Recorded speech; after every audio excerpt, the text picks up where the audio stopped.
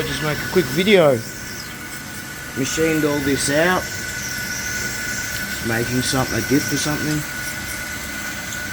And this is called spot drilling. No, it's not. It's called peck drilling. I just did spot drilling, so the drill goes in the correct spot. And then this is called peck drilling.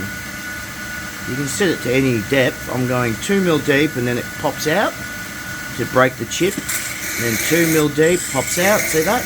2 mil deep, comes out.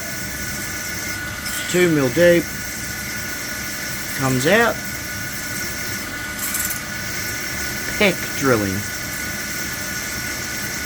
When you drill a really deep hole, I'm drilling 30 mil deep from the top of there.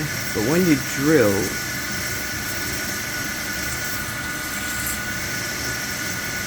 a deep hole, you don't want all the swarf building up, so you do peck drilling.